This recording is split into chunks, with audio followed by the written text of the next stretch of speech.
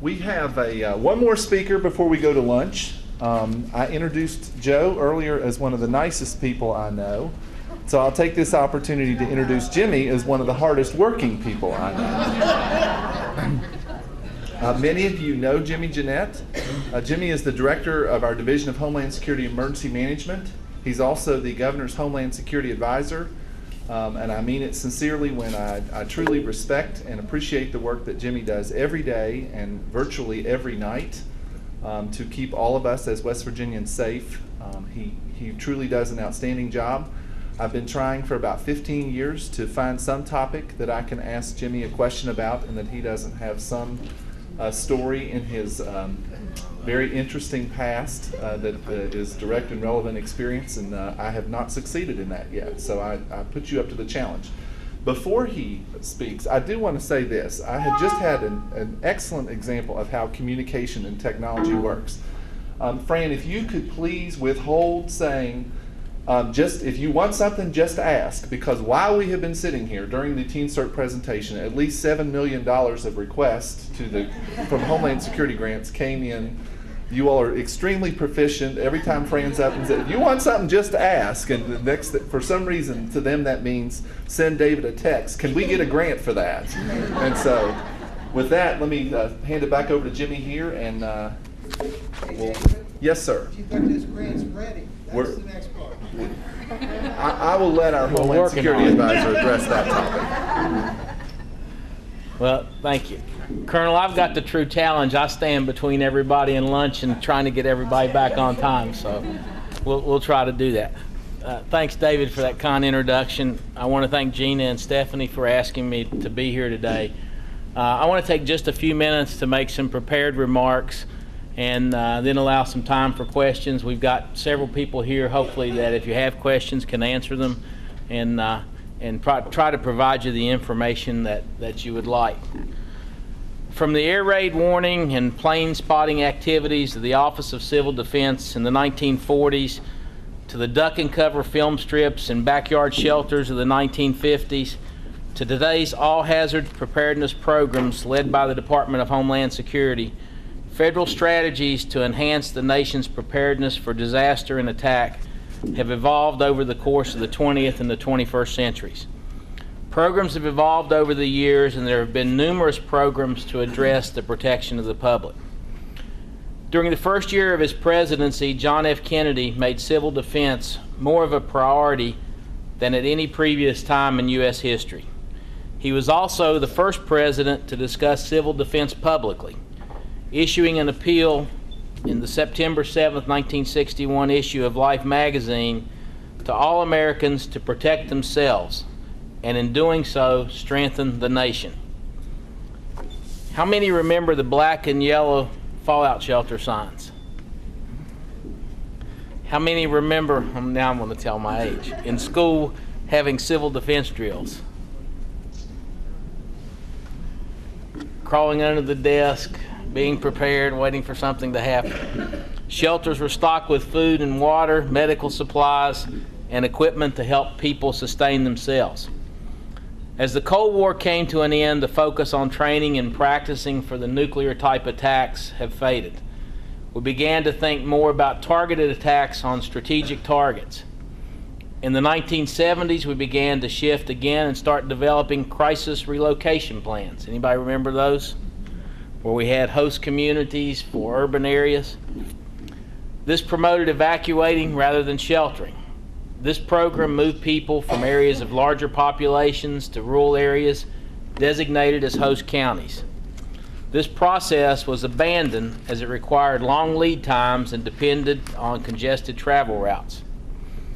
In 1979, FEMA was created, bringing together many of the agencies that had a piece in emergency planning and response. As administrations have changed, so have the goals and the missions of the agencies involved in preparedness. And you've heard a lot of those examples today and some of the ways that we're moving and the way things have evolved. As responses to federal disasters failed to meet the expectations of the public and the elected officials, FEMA continued to evolve on the preparedness side. We began to see disconnected responses and lack of understanding of the magnitude of many of the events. that lack of communication that we've heard several times today, when people didn't really truly understand how large some of these events potentially were. And that's another area where we've come a long way. When James Lee Witt became the director of FEMA, he reorganized it again and began focusing on the all hazards approach. Emergency response has continued to evolve. Numerous events occurred that were not natural disasters, such as the Tokyo bombing, the Murrah Federal Building attack, and the Khobar attacks in Saudi Arabia. We began to look at a new type of threat, those that were man-made and deliberate. We evolved again. After 9/11, a major shift occurred in the way we operate. Terrorism came to the forefront, and for a period of time, we became focused on this new enemy. We focused all of our efforts on how we would deal with that threat. Money flowed freely into the states and to other agencies to deal with this new monster, and it's not there today. The public began to become much more aware of these types of events with 24-hour news channels, and were better informed and able to make decisions. The Department of Homeland Security was formed and brought together numerous federal agencies that were involved in security and disaster response. We focused more on terrorism and the response to terrorism, and moved away from preparing for and planning for natural events and staying away from that all hazards approach. Then there was this little storm that hit, came up the Gulf of Mexico and hit the Gulf Coast called Katrina. It was immediately followed by another storm called Rita, and we evolved again. We began to look at how we should take the approach to disaster in all hazards ways. In his 2002 State of the Union address, the President announced the establishment of the USA Freedom Corps to promote a culture of service, citizenship, and responsibility in America. Under the Freedom Corps initiative, the White House established Citizen Corps with FEMA to engage citizens through education, training, and volunteer service to make communities better prepared to prevent, protect, respond, and recover from all hazards. Citizen Corps involved Americans in programs such as the Community Emergency Response Teams, Fire Corps, Neighborhood Watch, the Medical Reserve Corps, and Volunteers in Police Service, or VIPS.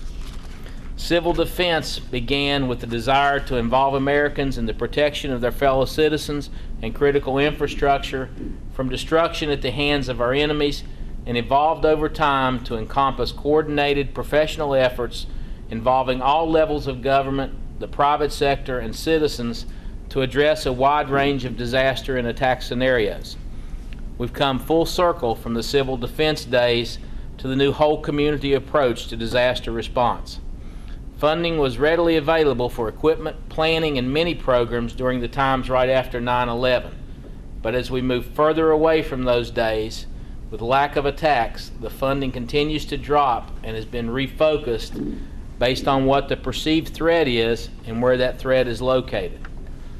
So what does that mean for West Virginia? It means we've got less money to do things we still have to do. It means we must make better use of the resources we have, and we have to utilize all the resources that are available to us. Citizen volunteers are a key and major player in how we bring the whole community together. During the hours immediately following a disaster, into the recovery phase, and during planned events, volunteers play a key role. First responders are often overwhelmed, and there are many situations where community emergency response team members can assist. CERT members can do many things. They can assist with sheltering. They can help when first responders are overwhelmed. They can help provide basic first aid, and they can provide clerical support, logistics support, manpower, communications assistance, help distribute commodities, and do many other tasks to help support their communities. And from what I've heard today, there are a lot of good ideas, and there's a lot of information in this room that can be shared between you to help you make those programs better. It's really up to the community to decide what task a CERT team can do. It's important that we don't get so bogged down in debating capabilities that we miss opportunities for those teams to help and excel at what they can. We have to always remember that all emergencies are local.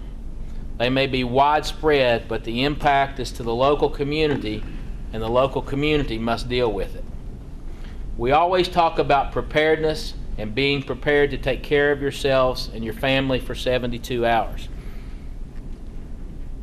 I debated whether I was going to ask this question. How many people here have a disaster kit? Hey, well, we're in good shape then. Regardless of how much we preach the need, emergency after emergency and disaster after disaster, people depend on their local responders to take care of them immediately after something happens. CERT teams can help in training the community, they can help in spreading the word, and they can help in the recruitment of other volunteers. I can tell you when the derecho happened, and again when Sandy happened last year, within probably a couple hours of the event coming through, we had people on the phone calling us saying, we need food and water, we need food and water. I mean, we weren't 2 hours into the event. And like I heard David say the other day, you know, what did you plan to do for lunch? So, but, you know, that's a key thing. Being prepared is one of the most important things we can do. The utilization of CERT teams is only limited to the imagination and the desires of the community they serve. One of the many challenges we face today is continued funding, and you saw that from the Colonel's remarks. Each year, the total dollars for Homeland Security continue to shrink, and dollars available are targeted to areas that are perceived to have the highest risk. So as I said, we have to learn to do more with less. In addition, the grant guidance, and David can tell you more about this, on how the money is spent always changes. It doesn't matter what we did last year, we're going to do something different next year. So there's always that change and always that need to be flexible. We won't see the many grants we have in the past in the same way that they've been done, so we've got to find new and innovative ways to fund programs. The CERT program is a very important part and fills a very important need, so we're committed to work with Volunteer West Virginia to ensure that we can continue to support this program to the extent we can. Another way we can support you is we have area liaisons in the 6 Homeland Security regions in the state. They're a resource to you and can be contacted through our office or through the county emergency managers in the county. They're available to help with programs, training, and assisting with responses. And I encourage you to use them as a resource. And I've got several of them sitting back here in the corner if they want to stand up and be recognized.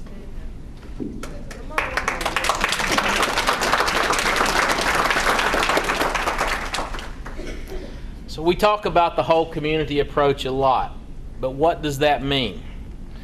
Well, FEMA's definition of whole community is an approach to emergency management that reinforces the fact that FEMA is only part of the nation's emergency management team, that we must leverage all of the resources of our collective team in preparing for, protecting against, responding to, recovering from, and mitigating against all hazards, and that collectively we must meet the needs of the entire community in each of these areas. This larger collective emergency management team includes not only FEMA and its partners at the federal level, but also local, state, and territorial partners, non-governmental organizations like faith-based and nonprofit groups, and private sector industry, to individuals, families, and others. And you heard Jenny Ganaway this morning. Where'd Jenny go?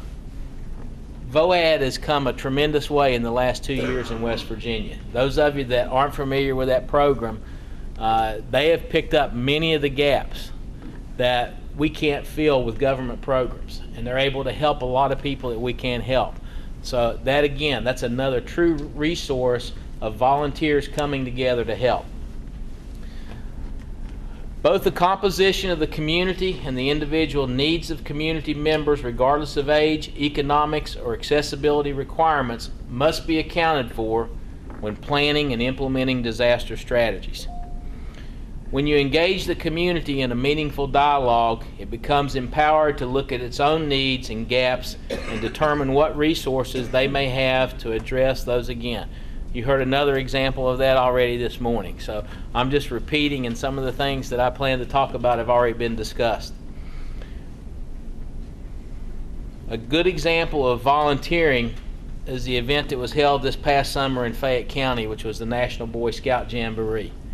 That event was run almost entirely by volunteers for the Boy Scouts, and they reached out to the state and asked for additional help with volunteers to help support the event.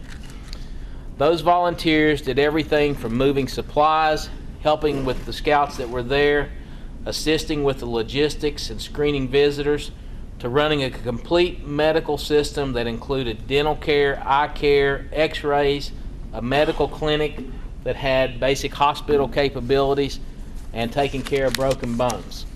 They had volunteers there that could even set bones of the scouts that were there that got injured. This is just one example of how volunteers can help at planned events. I can go on and on, but it should not be the state driving this program. It is your program and working with the leadership and emergency management director in your communities that you can make this program a true success that fits your needs. We're always open to new ideas and opportunities, and we hope that over the next couple of days you'll be able to share and learn some of those. I want to leave a little bit of time for questioning, but I want to take this opportunity to thank each and every one of you on behalf of the governor for all that you do every day to help the people in your communities. To close, I want to read just a short poem written by a gentleman by the name of Tom Krause that's titled The Volunteer's Creed. Though my troubles and my worries are sometimes all that I can see, still I always must remember life's not only always about me. Other souls are hurting, and I know that it's God's plan to reach out to help another, to extend them my hand. With this purpose as my focus, to be a comfort to a friend, all my troubles and my worries seem to fade out in the end. It is one of God's true lessons, how my walk is meant to be. True happiness I find when life's not only about me. It's all about what you all are and what you all do and how you help your community. So again, I want to thank you for everything you do, and I'll be glad to try to take any questions and answer what we can.